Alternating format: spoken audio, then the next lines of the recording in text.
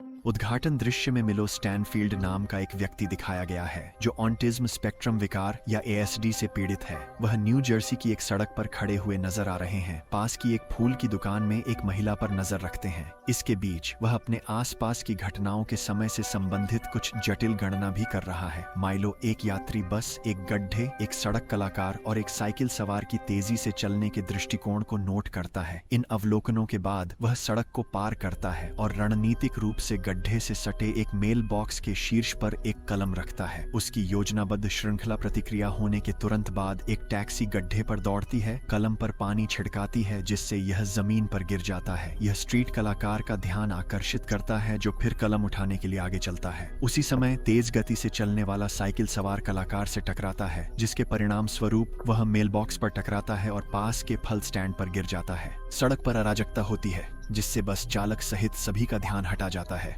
नतीजतन वह traffic light लाल होने पर ध्यान नहीं देता और सड़क पार कर रही उसी महिला को टक्कर मारकर मौके पर ही उसकी मौत हो गई। और लोग कहते हैं कि गणित खतरनाक नहीं है।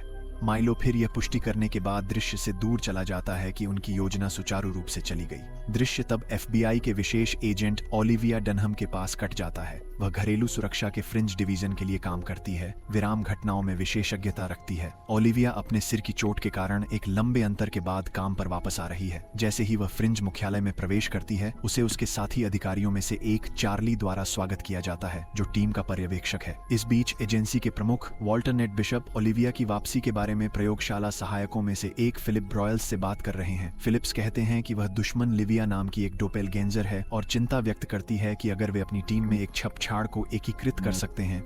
यहाँ यह खुलासा हुआ है कि ऑफिस के अंदर है ओलिविया असली नहीं है। वह वास्तव में एक छपछाड़ है जिसे मूल एंट की जगह को पूरा करने के लिए लाया गया है। वॉल्टर नट फिर इस ब्रह्मांड में फॉक्स लिविया को रखने और उसके में असली ओलिविया की यादों को प्रत्यारोपित करने के पीछे अपनी प्रेरणा का खुलासा करता है। वह दावा करता है कि फॉक्स लिविया एकमात्र व्यक्ति है जो बिना किसी हानिकारक ब्रह्मांड के बीच यात्रा कर सकता है। इसके लिए वह कहते हैं कि उन्हें उसे विश्वास दिलाना चाहिए कि वह यहाँ से संबंधित है। फिलिप पूछता है कि अगर उसकी नई पहचान नहीं होती है तो क्या होगा, जिसके लिए प्रमुख ने जवाब दिया कि उसके बाद वह अब आवश्यक नहीं होगी। हर मामले में पीड़िता की मौत हो गई है। फिर वह अपने चालक दल से साइट जांच के लिए जाने से पहले सावधान रहने को कहता है। कुछ देर बाद एफबीआई टीम दुर्घटना स्थल पर पहुंची और किसी भी सुराग या सुराग की तलाश के लिए विभाजित हो गई। जांच का नेतृत्व लिंकन ली नाम के एक अन्य एफबीआई एजेंट कर रहे हैं जिसका चेहरा जलने के निशानों से बर्बाद हो गया है। चार्ली शरीर का निरीक्षण करती है और उसके आगे के विवरण को पुनर्प्राप्त करने के लिए उसके फिंगरप्रिंट का उपयोग करती है। उसे अंततः पता चला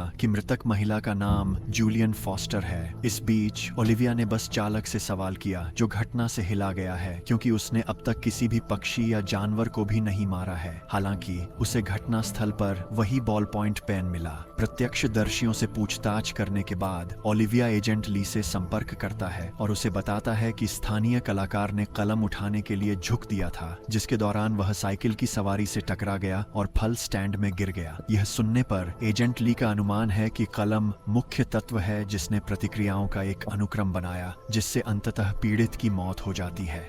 अगले दिन फ्रिंज मुख्यालय में एजेंट ली और चार्ली 2 दिनों में हुई बस दुर्घटनाओं के बीच एक संबंध का पता लगाने की कोशिश कर रहे हैं। एजेंट ली पहली दुर्घटना की तस्वीर में एक ही बॉल पॉइंट पेन देखता है जिससे उसे और भी अधिक आश्वस्त हो जाता है कि किसी ने घटनाओं की श्रृंखला का आयोजित किया है। इसके बाद वे फ्रिंज एजेंसी के एक गणितज्ञ से बात करने जाते हैं, एस्ट्रेड करते हैं और उसे घटनाओं के बारे में बताते हैं। हालांकि वह दावा करती है कि कोई भी इंसान घटनाओं की इस श्रृंखला को नहीं कर सकता और इसे अपने पसंद में ढाल सकता है। 2 बार उनकी तर्क के बीच एक और समान बस दुर्घटना होती है जिससे एस्ट्रेड को चौंक दिया जाता है। 2+2 बराबर आपको बस से टकराया जाता है। एफबीआई के एजेंट तुरंत घटनास्थल पर पहुंचे और पाया कि पीड़ित अभी भी जीवित हैं। इस बार राहगीरों से पूछताछ करने पर उन्हें पता चला कि एक कुत्ता अचानक सड़क पार कर गया जिससे बस नियंत्रण खो गई।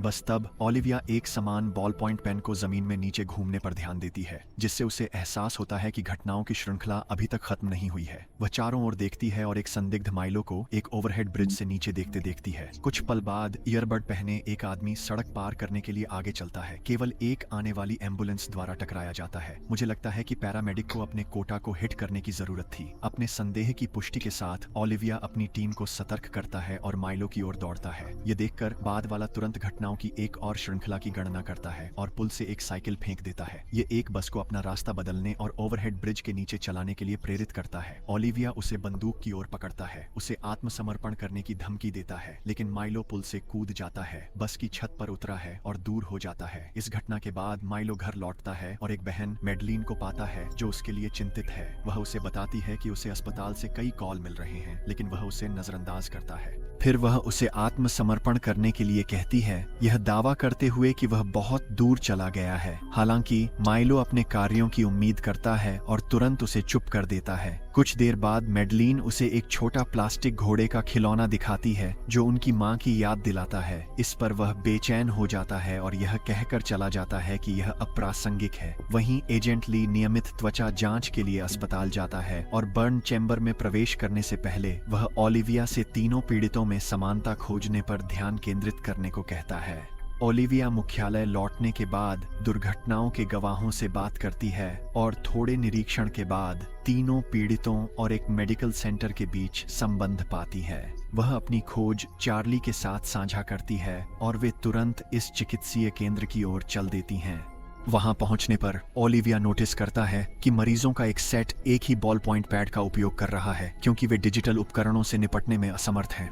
बाद में वे डॉक्टर लेविन से मिलते हैं जो बस दुर्घटनाओं के तीनों पीड़ितों को पहचानता है। पीड़ितों के बारे में कुछ विवरण जानकारी देने के बाद डॉ लेविन बताते हैं कि वे मानसिक रूप से दिक्कत वाले रोगियों को उनकी बुद्धि को बढ़ाने के लिए प्रयोगात्मक प्रक्रियाओं में मदद कर रहे हैं। वह उन्हें अपने मरीजों का वीडियो फुटेज भी दिखाती है जिसमें ओलिविया माइलो को स्पॉट करती है। उसके बारे में पूछने पर डॉक्टर लेविन ने जवाब दिया कि वह उनके रोगियों में से एक है जो उसी दवा परीक्षण से गुजरे हैं जिसने उसकी IQ को तेजी से बढ़ाया। वह आगे कहता है कि माइलो को अपनी बहन की देखरेख में अस्पताल से छुट्टी दी गई थी और प्रयोगात्मक प्रक्रिया को उलटने के लिए उन्हें वापस लौटने की योजना थी, लेकिन अब वह उनके कॉल का जवाब नहीं दे रहा है और वह उन सभी को मार रहा है जो उसे नियंत्रित करने की कोशिश कर रहे हैं। माइलो की बहन के बारे में जानने के बाद FBI एजेंटों ने उसे देखने का फैसला किया। उन्हें अज्ञात था कि माइलो ओलिविया पर करीब से नजर रख रहा था, उसकी हर गतिविधि को नोट कर रहा था और उसके अगले कदम की भविष्यवाणी कर रहा था। बाद में चार्ली और ओलिविया माइलो की जगह पहुंचते हैं जहां उनका स्वागत होता है। वे उससे माइलो के ठिकाने के बारे में पूछते हैं, लेकिन वह दावा करती है कि वह उनसे अनजान है। यह समझते हुए कि वह कुछ छिपा रही है, एजेंट उसे बताते हैं कि वह जो अपराधों को किया है और उसे स्वतंत्र रूप से घूमने देना कितना खतरनाक है। जबकि चार्ली माइलो के कमरे की जांच करती है, ओलिविया अपनी दिवंगत बहन के बारे में साझा करती है। ये खुलासा करती है कि वे एक दूसरे की देखभाल कैसे करते थे। इससे मैडलीन को आराम मिलता है और वह माइलो की भविष्यवाणियों के बारे में अधिक जानकारी साझा करती है। यह भी कहती है कि केवल खिलौना घोड़े से माइलो की एकाग्रता टूट सकती है। जब भी वह बुलाई देखता है उसे वुडी मिलता है। ओलिविया अंततः उसे रहस्य खोलने में सफल होती है, यह जोर देकर कि वे नागरिकों और माइलो की सुरक्षा के लिए चिंतित हैं। वह उसे होटल का पता बताती है जहां माइलो ठहरा हुआ है। इसके बाद ओलिविया और चार्ली एस्ट्रिड के साथ माइलो को पकड़ने की योजना पर चर्चा करती हैं। हालांकि उन्हें जल्द ही एहसास हुआ कि कोई भी योजना विफल होगी क्योंकि वह हर योजना का अनुमान लगा सकता है।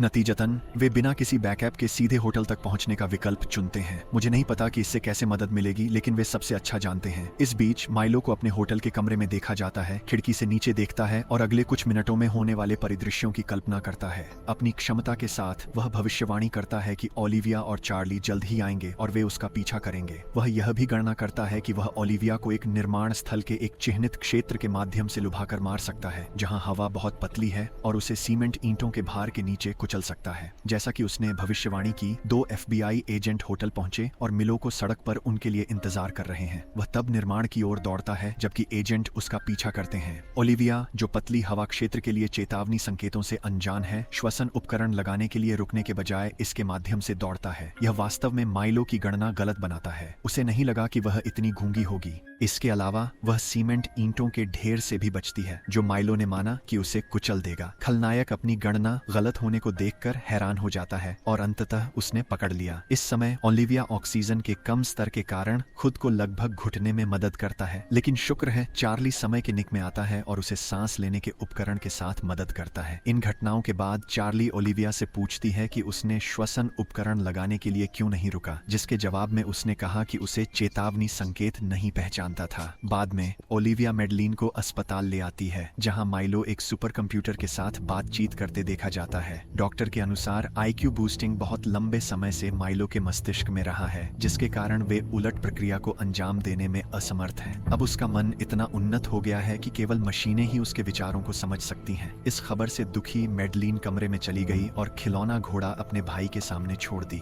उसी शाम ओलिविया अपनी जगह पर है जब वह एक अन्य ब्रह्मांड से अपने प्रेमी पीटर के दृष्टि का अनुभव करती है। वह उसे बताता है कि वह अपने दावे का समर्थन करने के लिए इस ब्रह्मांड से संबंधित नहीं है। वह याद दिलाता है कि इस ब्रह्मांड के बारे में उसकी जानकारी की कमी ने पहले उसकी जान कैसे बचाई। यदि वह चेतावनी के संकेतों को पहचानती और रुकती तो वह मर जाती। पीटर उसे अपनी सभी यादों को याद करने के लिए प्रेरित करता है और गायब होने से पहले उसे चूमता है। सदस्यता लें, सूचनाएं चालू करें और चैनल को समर्थन देने के लिए एक लाइक दें। देखने के लिए धन्यवाद।